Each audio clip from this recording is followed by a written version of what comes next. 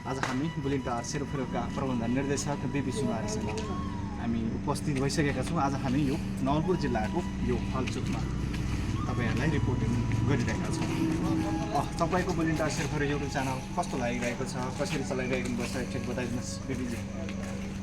यो बुलेटिन सेरोफेरो समग्र यो बुलेटिन यो ग्रामीण क्षेत्रमा चाहिँ एउटा आवाजलाई बुलन्द गर्न यसलाई पनि हेलो दर्ता गरेर सञ्चालन गरिरहेको छौँ। यो बुलेटिन सेरोफेरो निकै अहिलेको पछिल्लो समयमा चाहिँ निकै यो लोकप्रिय बन्दै गएको अवस्था पनि छ।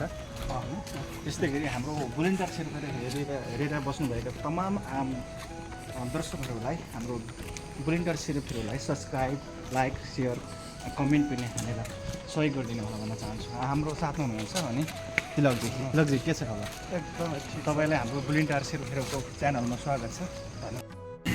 अनि हाम्रो युट्युब च्यानल बुलेटिन सेरोफेरो कस्तो लाग्यो, जस्तो लाग्यो त्यस्तै सुझाव सल्लाह प्रतिक्रिया दिन नभुल्नुहुँदै क्यामेरामा अशोक विकसित आवाजमा दिनेश थापा, वेद प्रसाद सुनारी, वजिरपुर छु। नमस्कार।